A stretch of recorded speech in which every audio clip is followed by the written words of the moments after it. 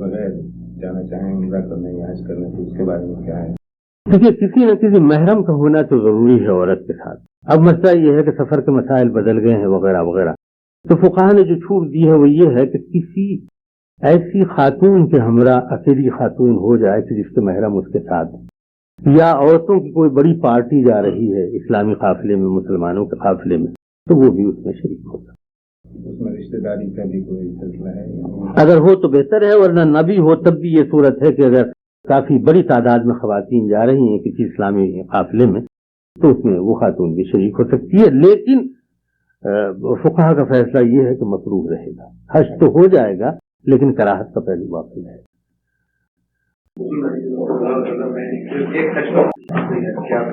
जी, मैंने जैसा कि अभी तकरीर में अर्ज किया था, अगर आप जरा पहले तशरीफ लाए होते तो आपके जहन में होता कि सन 9 हिजरी में हज की फर्जियत का हुक्म आया, और जब हज की फर्जियत का हुक्म आया तो सर्व कायनात ने हजरत अबू बकर सिद्दीक को अमीर हज बना के भेजा, और कुछ सहाबा इकराम हज करने के लिए गए। जनाब रिसालत पनाह सल्लल्लाहु अलैहि वसल्लम हज के लिए नहीं गए।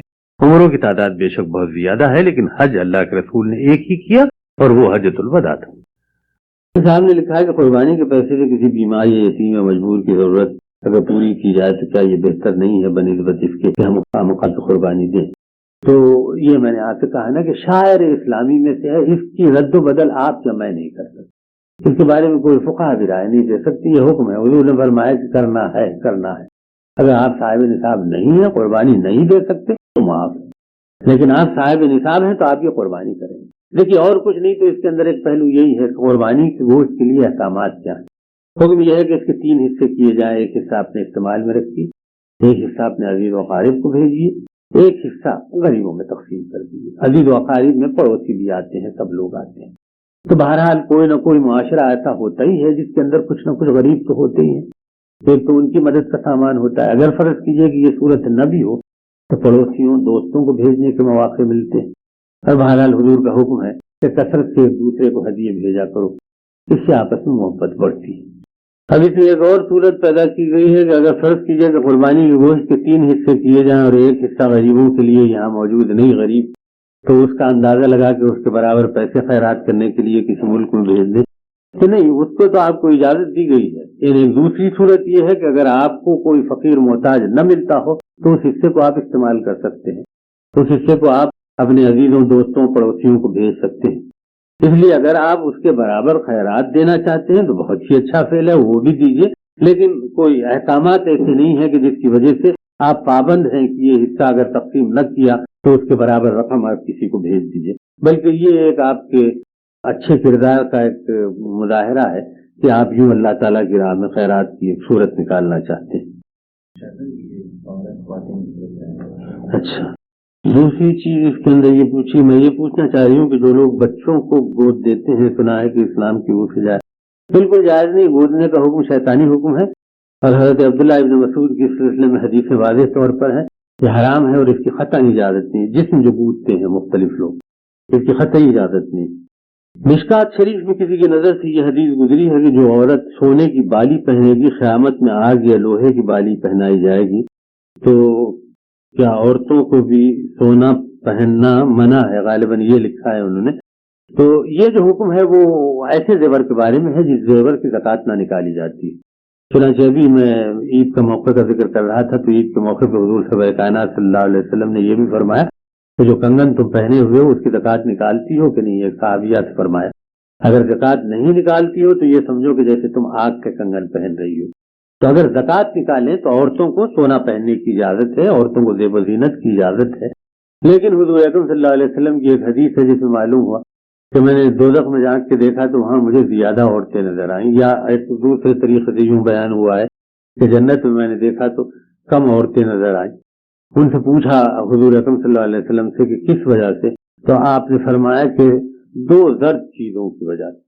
साहबा ने पूछा कि इन 2 ज़र्द चीजों से मुराद क्या है? तो फरमाया कि जेवर के शौक और कपड़े के शौक की वजह से। लेकिन ये एक उमूमी बात हुजूर कायनात सल्लल्लाहु अलैहि वसल्लम ने फरमाई है, हर एक के आमाल पे मुनहसिर है कि कौन जन्नत में जाएगा और कौन दोज़ख में जाएगा।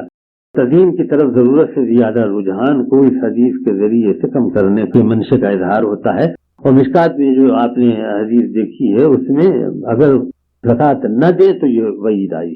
کینیڈا میں اگر بینک میں رقم جمع کرائی جائے تو سود ملتا ہے، اس کو کس طرح استعمال کیا جائے؟ ظاہر ہے کہ آپ اپنے گھر میں تو پیسہ رکھیں گے نہیں، لازمی بات ہے کہ آپ بینک اکاؤنٹ اپنا کہیں نہ کہیں کھول لیں گے، تو اگر اس کا سود آپ نے خود استعمال کیا تو ظاہر ہے کہ حرام چیز ہے، آپ نے استعمال کیا بالخصوص ایسے وقت جبکہ آپ کے پاس خوشحالی ہے، فارغ البالی، تو اس کے بارے میں بہترین صورت یہ بتائی گئی ہے کہ یہ رقم وصول کر لیں اور کسی کو دے دینا، اس کے سامنے یہ ظاہر نہ کریں کہ یہ سود کی رقم ہے، بلکہ یہ کہ کسی غریب کی مدد کر دیں، اس لیے کہ اگر آپ نے اس سے انکار کیا تو بینک والے یہ رقم اپنے کسی غرض کے لیے استعمال کریں گے، کسی کلب گھر کو دے دیں گے، کسی رقص گھر کو دے دیں گے، کسی اور ایسے معاشرتی کام کے لیے دے دیں گے جو غیر اسلامی ہے۔ اس لیے بہتر یہ ہے کہ یہ رقم جتنی بھی سود کی ہوتی ہے وہ لیجیے اور کسی کو دے دیجیے مدد کے طور پر۔ جی، سیونگ بینک سے فکس ڈپازٹ کے اوپر جو کچھ ملتا ہے وہ سود ہے۔ کیا ہم لوگوں کو منت کا روزہ رکھنا چاہیے؟ تو ضروری ہے کہ 2 روزے رکھیں، سنا ہے کہ 1 روزہ نہیں ہوتا ہے، جیسے نماز بھی 2 رکعت ہوتی ہے۔ کیا عورتوں کا جاب کرنا جائز ہے؟ 2 سوالات ہیں۔ ایک تو ہے کہ منت کا روزہ رکھ سکتے ہیں، ظاہر ہے اس کے احکامات بھی ہیں اور اس کی اجازت بھی ہے، اور لازمی نہیں ہے کہ آپ 2 رکھیں، آپ 1 بھی رکھ سکتے ہیں۔ جس حد تک عورتوں کے جاب کرنے کا تعلق ہے تو جواب یہ ہے کہ حضور اکرم صلی اللہ علیہ وسلم کے زمانے میں صحابیات کاروبار کرتی تھیں، کچھ کام بھی کرتی تھیں، لیکن یہ کہ آج کل جس غرض سے جاب کیا جاتا ہے یا جو صورتحال ہے وہ نامناسب ہے۔ ایسی صورت میں جبکہ بیوی پردے کی پابند رہنا چاہتی ہے اور شوہر زبردستی کرتا ہے کہ وہ پردہ توڑ کے باہر نکلے اور جاب کرے، تو ظاہر ہے کہ ماں باپ کی فرمانبرداری کا حکم ہے اور شوہر کی بھی فرمانبرداری کا حکم ہے، لیکن دین کے معاملے میں فرمانبرداری دین کے احکامات کے مطابق ہو۔ اللہ تعالیٰ کو ناخوش کر کے کسی بندے کو خوش نہیں کیا جا سکتا۔ اگر شوہر یا ماں باپ دین کے خلاف کہیں گے تو اللہ اور اللہ کے رسول کا حکم ہے کہ وہ حکم نہ مانا جائے۔ عورت کو اس بارے میں اختیار ہے، اور اگر مرد اپنی طرف سے اس بارے میں زیادتی کرتے ہیں تو وہ اللہ تعالیٰ کے پاس جواب دہ ہیں اور گناہ گار ہیں۔ جو مرد نہیں چاہتا کہ اس کی بیوی باہر نکلے اور جاب کرے، وہ بیوی خود سری کے ساتھ یہ کام کرنا چاہتی ہے تو اس کو دوہرا گناہ ہوگا، وہ نافرمان بھی ہے اور دین کے احکامات کو توڑنے والی بھی۔ ایک سوال اور بھی اسی سلسلے میں آیا ہے کہ اس ملک کے کسی بھی ملک میں عورتوں کے کام کرنے پر آپ کی کیا رائے ہے؟ تو یہ میں نے بتا دیا، بنیادی طور پہ اسلام ایک ایسا معاشرہ چاہتا ہے جس کے اندر عورت گھر میں رہے، بچوں کی تربیت کرے، اور یہی وجہ ہے کہ مسجدوں میں نماز پڑھنے، عیدگاہ میں جا کے نماز پڑھنے، مسجدوں میں جا کے اعتکاف کرنے سے عورتوں کو منع کیا گیا ہے، اور اسلام چاہتا ہے کہ عورت 4 دیواری میں بچوں کی تربیت کی پوری طریقے سے ذمہ داری قبول کرے اور اسے پورا کرے۔ کیا عورتوں کو دوسروں کے گھروں میں جا کر عورتوں کی محفل میں تبلیغ کی اجازت ہے؟ کیا غیر مسلم کو خیرات دی جا سکتی ہے؟ اگر تہجد کی نماز پڑھنی ہو تو وتر عشاء کے وقت پڑھی جائے یا تہجد کے بعد؟ عورتوں کو دوسروں کے گھروں میں جا کے عورتوں کی محفل میں تبلیغ کی بالکل اجازت ہے۔ اصل مسئلہ تو پردے کا مسئلہ ہے۔ اگر آپ کی آواز پردے میں ہے اور وہاں کوئی نامحرم سامنے نہیں آتا اور دین کی باتیں بتانا، دین کے لیے کوشش کرنا بہت اچھی بات ہے۔ حضرت عائشہ صدیقہ رضی اللہ تعالیٰ عنہ حضور اکرم صلی اللہ علیہ وسلم کے بعد مستقل تبلیغ کرتی رہی، پھر آپ کے بھانجے ہیں، بھتیجے ہیں، ان سے آپ کی حدیثوں کا سلسلہ ہے، تو ان کی بھی تربیت ہوتی ہے، ان کے ذریعے اوروں کی بھی تربیت ہوتی ہے، اس میں کوئی حرج نہیں۔ ہاں، اگر آپ کا سوال یہ ہوتا کہ کیا کوئی عورت تبلیغ کے لیے مردوں کے کسی جلسے کو مخاطب کر سکتی ہے، تو اس میں 2 مسائل آتے ہیں۔ ایک تو عورت نے پردہ کیا لیکن اس کی آواز کے پردے کا کیا ہوا، تو یہ قباحتیں پیدا ہوتی ہیں، لیکن جو سوال آپ کا ہے اس میں کوئی اشکال نہیں ہے، عورتوں کو عورتوں کی محفل میں تبلیغ کی اجازت ہے۔ غیر مسلم کو خیرات دی جا سکتی ہے۔ حضرت عمر نے بیت المال سے بھی ذمیوں کو امداد دی ہے، اور یہی یہ چیز ظاہر ہوتی ہے کہ اسلام انسانیت کا مذہب ہے۔ چنانچہ حکم ہے کہ آپ اپنے پڑوسیوں کو اگر وہ غیر مسلم بھی ہوں تو ہدیہ بھیجو، بلکہ بعض صورتوں میں بعض فقہاء نے تو یہ بھی لکھا ہے کہ قربانی کے گوشت میں سے بھی ان کو ہدیہ بھیجا جا سکتا ہے۔ تیسرا سوال آپ کا یہ ہے کہ تہجد کی نماز پڑھنی ہو تو وتر عشاء کے وقت پڑھی جائے یا تہجد کے بعد؟ اگر تہجد کی نماز پابندی سے آپ پڑھتے ہیں تو افضل اولا یہی ہے کہ وتر عشاء کے بعد نہ پڑھی جائے۔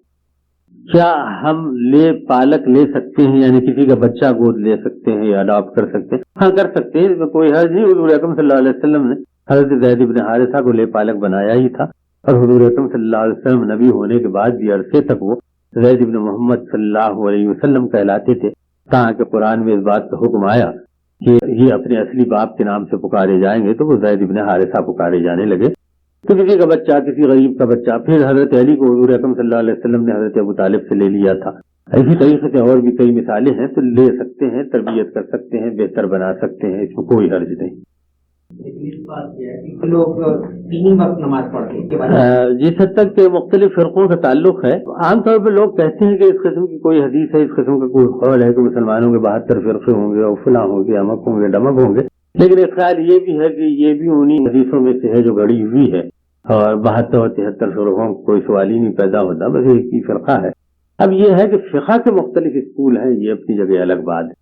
اور البتہ دوسرے انداز کے جو فرقوں کا آپ نے ذکر کیا، وہ ان لوگوں نے تاریخ میں ایک خاص مدت گزر جانے کے بعد اس قسم کی صحیح کی ہے کہ اپنا فرقہ الگ ہو، تیرا فرقہ الگ ہو، میرا فرقہ. اسلام تو ان تمام قیود کو، ان تمام بندشوں کو، ان تمام بتوں کو توڑنے کے لیے آیا تھا. اور آپ لوگوں میں سے جنہوں نے میری نماز والی تقریر سنی ہے، اس کے اندر میں نے آپ کو بتایا تھا کہ روایتوں سے معلوم ہوتا ہے کہ حضور اکرم صلی اللہ علیہ وسلم پر نماز فرض ہوئی 5 وقت کی، تو حضرت جبرائیل حضور کی خدمت میں آتے ہیں فجر، ظہر، عصر، مغرب، عشاء کے وقت پہلے دن اور دوسرے دن دوبارہ. ایک وقت آتے ہیں اول وقت کے، دوسرے وقت آتے ہیں انتہائی وقت پر. اس طریقے سے مسلمانوں کو ابتدائی وقت اور انتہائی وقت ہر نماز کا بتا دیا گیا. کسی فرقے میں کسی قسم کی کوئی تبدیلی نہیں ہو سکتی. یہ بات قطعیت کے ساتھ ذہن میں رکھیے کہ جو لوگ اس قسم کی باتیں کرتے ہیں منافقت کی باتیں کرتے ہیں. ارکان اسلام میں کوئی تبدیلی کسی مرحلے پر کوئی مرشد، کوئی امام، کوئی ولی، کوئی شخص نہیں کر سکتا. یہ قیامت تک باقی رہنے والے احکام ہیں اور ان کے اندر کوئی تبدیلی نہیں ہو سکتی. حضور اکرم صلی اللہ علیہ وسلم کے زمانے میں صحابیات جب کام کرتی تھی تو اس کی 2 صورتیں. اس میں ایک بات تو یہ سمجھ لیجئے کہ عورت کا تجارت کرنا ممنوع نہیں، عورت کو محنت کر کے روزگار پیدا کرنے سے منع نہیں کیا گیا. ایک تو یہ حکم. دوسرا حضرت عبداللہ بن مسعود تھے، بچپن میں ان کی ٹانگوں پہ پولیو ہو گیا تھا، جس کے نتیجے کے طور پہ وہ خود کچھ کام نہیں کر سکتے تھے. ان کی بیگم کام کرتی تھی، اس کے ذریعے سے ان کی گزر بسر ہو جایا کرتی تھی. تو یوں مجبوری یا خاص صورتوں میں عورت یہ کاروبار کر سکتی ہے. اب رہ گیا عورت خاص منزل سے گزرنے کے بعد پردے کے احکامات میں بھی تھوڑا سا ریلیکسیشن ہو جاتا ہے. عورت کی عمر خاص دور میں ہوتی ہے تو پردے کے بارے میں اسٹرکٹ احکامات. جب اس عمر سے گزر جاتی ہے، عورت نانی بن جاتی ہے، دادی بن جاتی ہے، تو پھر یہ ریلیکسیشن ہوتی چلے جاتی ہے. ظاہر ہے کہ ان کے ساتھ بعض چھوٹے جو مسائل ہیں ان کے اندر تبدیلی بھی پیدا ہوتی ہے. اسلام میں سہولتیں پیش نظر ہیں، دین کو آسان بنایا گیا ہے، تنگ نہیں بنایا گیا. یہاں حرام اور حلال کے جو قیود ہیں، جو حدود ہیں، بس ان کی پابندی. اس ملک میں رہ کر بچے بڑے ہو چکے ہیں، عورت گھر میں بیٹھ کے کیا کرے گی اگر باہر جا کے کام. ٹھیک ہے، اگر آپ سمجھتے ہیں کہ آپ صحیح حالات میں رہ سکتے ہیں، بھٹک نہیں سکتے، بے پردگی نہیں ہو سکتی، کوئی اور گندگی نہیں ہے، اور آپ کا جی چاہتا ہے تو کام کیجیے. بس یہاں بیبی سٹنگ کا کوئی پیشہ کرتی ہے کوئی خاتون، ظاہر ہے اس کے اندر پردے کے ساتھ اہتمام کر سکتی ہے، یا قرآن کی تعلیم کا کرتی ہے، یا اپنے گھر پہ بچوں کو تعلیم دیتی ہے، تو یہ اس قسم کا کام کر سکتے ہیں. لیکن جس طریقے سے یہاں کی عورتیں کام کرتی ہیں دفتروں میں، یا جس طریقے سے انہوں نے پروفیشن مختلف اڈاپٹ کر لیے ہیں، اس کے بارے میں اختلاف رائے ہے، اور بالکل اس کی وجوہات آپ کے سامنے بیان کر دی گئی. اعتکاف منت کے لیے کرتے ہیں تو روزہ رکھ کے اعتکاف کریں، یا صرف اعتکاف بغیر روزے کے. اعتکاف کا مطلب ہے کہ بیکار چیزوں سے اپنے آپ کو الگ کر کے کسی جگہ بیٹھ جانا، اور اعتکاف رمضان ہی کے زمانے میں ہوتا ہے. اب ظاہر ہے اعتکاف رات میں بھی ہوتا ہے، تو رات میں تو آدمی روزہ رہتا نہیں ہے، دن میں رہتا ہے روزہ. لیکن اگر فرض کیجئے کہ رمضان کے علاوہ بھی کسی اوقات میں آپ کسی جگہ خاموش بیٹھے رہنا چاہیں عبادت کرنے کے لیے، مراقبے کے لیے، تو آپ بیٹھ سکتے ہیں. لیکن یہ کہ اعتکاف تو وہی کہلائے گا جو رمضان کے آخری 10 دنوں میں ہوگا. کہا گیا کہ فقہ کے جو 4 بڑے اسکول ہیں ان میں بھی کہیں کہیں جزیات میں اختلاف ہے. تو آپ یہ نہ کیجئے کہ یہ چیز سوٹ کرتی ہے تو یہ فقہ اڈاپٹ کر لیا، وہ چیز سوٹ کرتی ہے تو وہ فقہ اڈاپٹ کر لیا. یہ نہیں، آپ ایک وقت میں یا تو حنفی ہوں گے، یا مالکی ہوں گے، یا حنبلی ہوں گے، یا شافعی. یہ نہیں کہ رضاعت کے مسئلے میں آپ کہیں گے کہ میں حنبلیوں کے ساتھ نہیں ہوں، ابو حنیفہ کے ساتھ ہوں، اور دوسرے مسائل آئیں گے تو ان کے ساتھ. حضور اکرم صلی اللہ علیہ وسلم نے وفات سے پہلے حضرت ابوبکر صدیق کو یہ بتایا تھا کہ اللہ کا رسول جس جگہ انتقال کرتا ہے اسی جگہ اسے دفن کیا جاتا ہے. تو حضور اکرم صلی اللہ علیہ وسلم کے انتقال کے بعد جب حضرت ابوبکر صنع سے آئے ہیں تو سرکار دو عالم صلی اللہ علیہ وسلم کی جبین مبارک کو بوسہ دیا ہے، تو اسی وقت اعلان کیا کہ اللہ کے رسول نے یہ ارشاد فرمایا کہ یہ وصیت تھی، لہذا آپ صلی اللہ علیہ وسلم کو حضرت عائشہ کے حجرے میں دفن کیا جائے۔ جب حضرت عائشہ کے حجرے میں حضور اکرم صلی اللہ علیہ وسلم کو دفن کیا گیا تو حضرت عائشہ کے حجرے میں اس طریقے سے حضور اکرم صلی اللہ علیہ وسلم کو دفن کیا گیا تھا کہ حضرت عائشہ کے رہنے کے لیے بھی وہاں گنجائش رہے۔ چنانچہ حضور سرور کائنات صلی اللہ علیہ وسلم کے انتقال کے بعد حضرت عائشہ اسی حجرے میں رہتی تھی، اور سرور کائنات صلی اللہ علیہ وسلم کی قربت ان کو نصیب تھی۔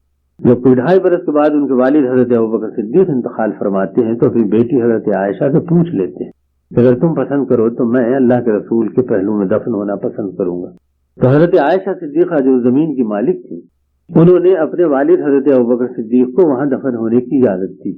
تو پھر حضرت ابوبکر صدیق کی قبر اس طریقے سے بنائی گئی کہ ان کا سر حضور اکرم صلی اللہ علیہ وسلم کے سینے تک آیا، اور اس کے بعد اتنی گنجائش رہ گئی کہ حضرت عائشہ صدیقہ رضی اللہ تعالیٰ عنہ اسی حجرے میں رہتی تھی۔ پھر جب فیروز لولو کے خنجر سے حضرت عمر فاروق زخمی ہوئے اور ان کی شہادت کا وقت آیا تو انہوں نے حضرت عائشہ کے پاس پیغام بھجوایا کہ اگر آپ مناسب سمجھیں تو میں اپنے دوست حضرت ابوبکر کے ساتھ اور حضور سرور کائنات صلی اللہ علیہ وسلم کے پہلو میں دفن ہونا پسند کروں گا۔ تو حضرت عائشہ صدیقہ نے فرمایا، اور غالباً یہ پیغام حضرت عبداللہ ابن عمر کے ذریعے سے دیا گیا تھا، یا حضرت حفصہ، میرے ذہن میں اس وقت حضرت عبداللہ ابن عمر کا نام آتا ہے۔ حضرت عائشہ نے یہ فرمایا کہ یہ جگہ میں نے اپنے لیے مخصوص کر رکھی تھی، لیکن عمر نے چونکہ اس کی خواہش کی ہے تو میں ان کو اس کی اجازت دیتی۔ جب یہ بات حضرت عمر فاروق کو بتائی گئی تو انہوں نے مرنے سے پہلے یہ وصیت فرمائی کہ میرے مر جانے کے بعد ایک مرتبہ پھر ام المومنین سے جا کے دریافت کرنا کہ عمر کو جو آپ نے اجازت دی تھی وہ اجازت باقی ہے کہ نہیں، اس لیے کہ اس امر کا بھی احتمال ہو سکتا ہے کہ خلیفہ وقت کی حیثیت سے، امیر المومنین کی حیثیت سے چونکہ میں نے ایک بات پوچھی ہے تو احتراماً ام المومنین حضرت عائشہ صدیقہ نے میری بات کو رد نہ کیا، اس لیے ان کی کھری مرضی معلوم کرنے کے لیے میرے مرنے کے بعد ایک مرتبہ پھر ان سے پوچھا جائے، اور اگر آپ بطیب خاطر اجازت دیتی ہیں تب مجھے وہاں دفنایا جائے، ورنہ نہیں۔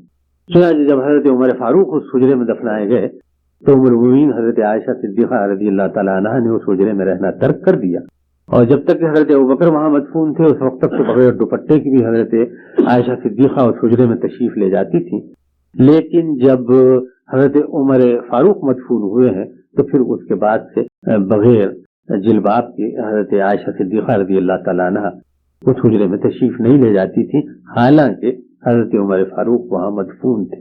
یہاں ایک بات ذہن میں یہ رکھیے کہ پردے کے لیے اگر سوچیے تو کس قدر ذمہ داریاں ہیں۔ ایک مرتبہ حضور سرور کائنات صلی اللہ علیہ وسلم کی خدمت میں حضرت عبداللہ ابن ام مکتوم آتے ہیں، حضرت خدیجہ الکبریٰ کے کزن ہیں، آنکھوں سے اندھے تھے۔ حضرت بلال حبشی کے علاوہ حضور سرور کائنات صلی اللہ علیہ وسلم کے دوسرے مؤذن ہیں۔ تو امہات المومنین سے حضور نے فرمایا کہ پردہ کرو، تو امہات المومنین نے عرض کیا کہ اللہ کے رسول یہ تو نابینا ہے، فرمایا لیکن تمہاری تو آنکھیں ہیں۔ تبھی ہمارے دوست جیسے ذکر کر رہے تھے کہ کچھ گھرانے ایسے بھی ہیں کہ جن میں شوہر نہیں چاہتا ہے، بیوی جاب کرنا چاہتی ہے، بیوی نہیں چاہتی ہے، شوہر جاب کروانا چاہتا ہے، تو ان لوگوں کو یہ چیزیں اپنے پیش نظر رکھنی چاہیے۔ حضرت عائشہ صدیقہ رضی اللہ تعالیٰ عنہ سے ایک مرتبہ یہ سوال ہوا کہ سرور کائنات صلی اللہ علیہ وسلم بیٹھ کے نفل نمازیں پڑھا کرتے تھے۔ ایک تو حضور اکرم صلی اللہ علیہ وسلم پہ وہ دور گزرا ہے، سورہ مزمل کی ابتدائی آیتیں جب نازل ہوئی تھی، قم اللیل کا جب حکم آیا ہے تو حضور اکرم رات بھر جاگ کے نمازیں پڑھا کرتے تھے، اور یہ وہ زمانہ ہے جس زمانے میں حضور اکرم صلی اللہ علیہ وسلم کے پیر سوج جایا کرتے تھے۔ لیکن حضرت عائشہ نے فرمایا کہ ہاں اللہ کے رسول بیٹھ کے نفل پڑھتے تھے، مگر اس وقت جب تم لوگوں نے ان کی کمر توڑ دی تھی۔ جب حضرت عائشہ سے پوچھا گیا آپ کا مطلب کیا ہے تو فرمایا کہ بالکل آخر زمانے میں حضور اکرم صلی اللہ علیہ وسلم تبلیغی سرگرمیوں کے نتیجے کے طور پر جسمانی طور پہ چونکہ بے حد تھک گئے تھے تو کبھی کبھی اللہ کے رسول بیٹھ کے نفل نماز پڑھا کر۔ ذہن میں یہ بات رکھیے کہ فرض نمازیں تو بہرحال فرض ہیں، ان کا ادا کرنا تو ضروری ہے، یہ تو آپ کی اٹینڈنس ہے، حاضری، لیکن تقویٰ کے مراتب جو ہیں وہ نفل نمازوں کے ساتھ ہیں۔ تو جب تقویٰ کے مراتب نفل نمازوں کے ساتھ ہیں تو کوشش یہ کرنی چاہیے کہ کھڑے رہ کے پڑھیں، اور یہ حکم بیٹھ کے پڑھنے کا جو ہے وہ معذورین کے لیے ہے، بیماروں کے لیے ہے، اور بڑی عمر کے لوگوں کے لیے۔ جی کوئی سوال اور؟ حضور سرور کائنات صلی اللہ علیہ وسلم کی حیات طیبہ سے قریب تر ہونے کی ایک صورت یہ بھی ہوتی ہے کہ اللہ کے رسول اور آپ کے صحابہ کرام کے بارے میں ہم سوالات کریں اور حضور رسالت مآب صلی اللہ علیہ وسلم کے اسوہ حسنہ کی روشنی حاصل کرنے کی کوشش کریں.